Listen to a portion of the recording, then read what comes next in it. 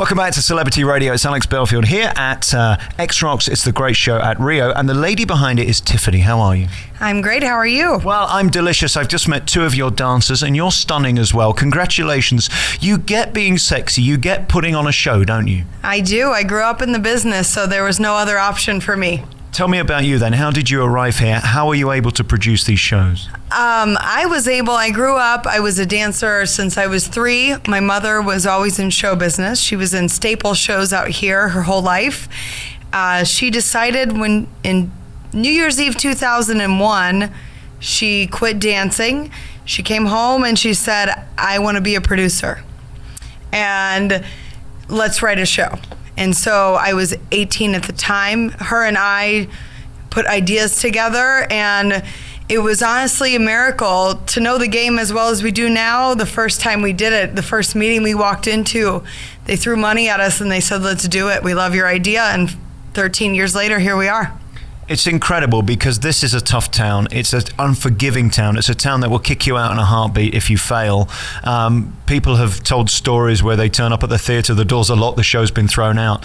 How have you survived? What is the key to success in Las Vegas? The key to success is always reinventing yourself. You have to know your audience. We do know our audience, and we also know our dancers because we were performers, and she was a performer, and between her and my stepfather and us, we make a great team, and we just really try to be in tune and not so much produce on what we like the most, but we know our audience is going to like the most. So when somebody comes to X Rocks or to the Flamingo, to X Burlesque, what are they looking for? What are they coming to see? Because what's interesting about these shows, and I was saying earlier, they're not creepy, they're not seedy, they're not like strip clubs. That's not what this is about. It's a performance with very sexy people in it. Right, correct. Like, our base audience is couples. It's always made up of couples from 75 to 21 all the time, and we appeal to all of it. They want to see the pretty costumes and the girls, and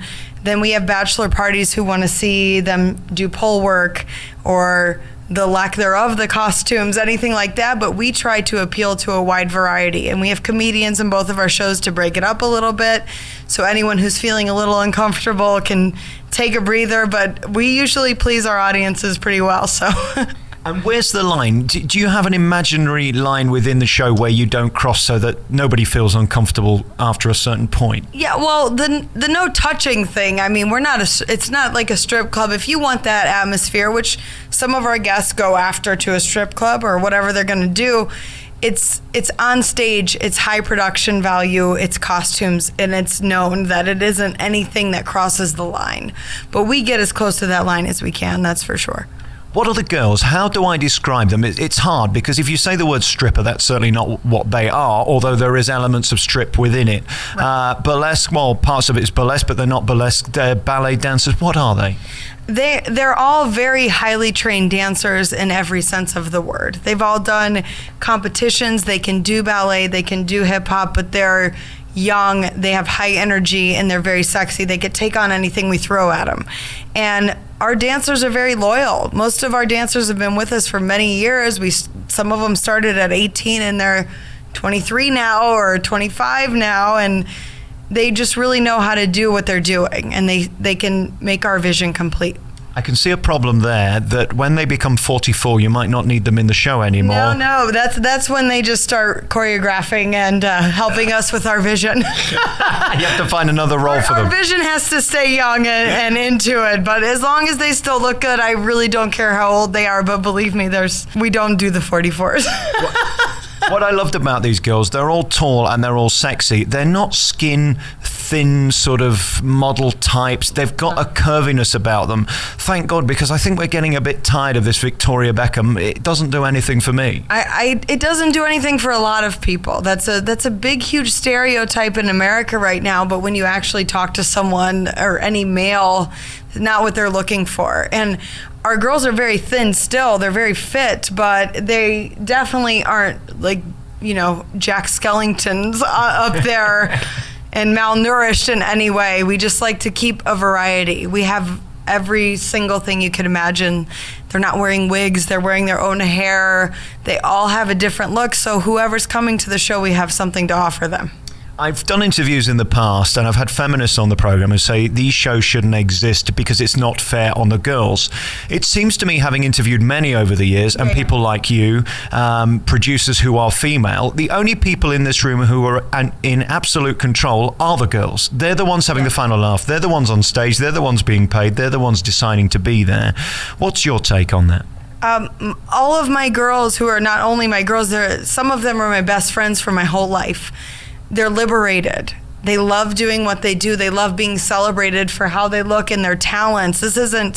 We're not putting them on display and like not feeding or paying them. They're doing this by choice, and they think it's fantastic.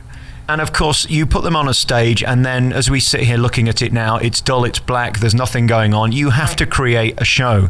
And what I loved about this from a theatrical point of view and a geeky sort of radio point of view, the sound and the way it all synchronizes and the synergy between sound, light, and the girls is impeccable. You must work really hard at that. That didn't happen by mistake. No, it didn't. And that is really kind of something our company is known for. We go to other shows, and obviously we don't want to help them, but you sit back and see like they break between each number, and there's a long pause, and they lose their energy. There's things that happen like that, and we know how to never lose our audience. Our whole goal is to always keep our audience interested the whole time.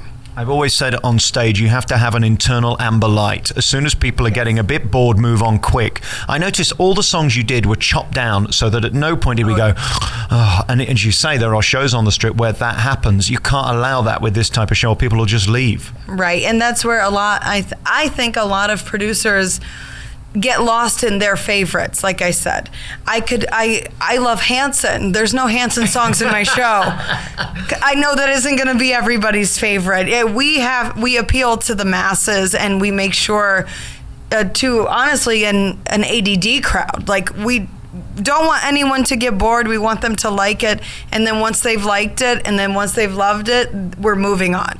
I'm a big fan of Andrea Bocelli and Michael Bublé. Yes. Could we stick a little bit of that in maybe next time? We probably could, but for 3 seconds. There's got to be a way of putting it in somewhere, isn't there? For a minute. Not even a minute. A minute is an eternity in showbiz. So. Right, exactly. Yeah. It's a lifetime. What's great about you, as you say, you've done this for a long time. You have this show here at the Rio, so that's X Rocks. Then you have X Burlesque, which is on at Flamingo. Yes. Both sides of the strip. You're sort of cornering the market. For anybody who's thinking of doing this, and without giving away your strategy, what is the key to success to have longevity? Because it's all very well launching a show in Vegas. It's making it stick, isn't it? Yeah, it's many moving parts. If you have to have a lot of backing. You have to be willing to lose a lot of money in the beginning. And once you are successful, you have to stick with what made you successful. A lot of people make that mistake. They get a little success and then they go back to what they want. You have to appeal to your audience, not what you want. I was telling your girls earlier that they had fabulous hair, fabulous eyebrows, and beautiful eyes. You have the same. Congratulations. Well, thank you very much. I won't ask you the question about the date because I know the answer. No. Oh, no. She's even admitting it. No to that. I'm saying no. Just Hey, listen, it was lovely seeing you. Thank you for having us at the show. And congratulations on everything you do here. You've got a website where people can find out more? Yes, we do. It's, we have all of our websites. It's X Burlesque and X Rocks, just exactly like the show name. And the great thing about these shows is you can come in, have a beer, watch the show, and get out within about an hour and 10 minutes. They don't go on and on and on. Some shows can be too long. You got to know when to stop. Definitely. That's the death of a lot of shows. I promise you, is that they're too long. So we get you in, we make you love it, you have a few drinks, and you leave wanting to come back. I think the old saying in show business is all killer, no filler. That's what you need in a show. Cut the crap, get to the good bits, and let people leave. Exactly. That's our strategy. There you go. I'm giving away your secrets. Great to meet you. Thank you so much for your time, and good luck with everything. You too. Thank you. Brilliant. I'll edit out my mistakes.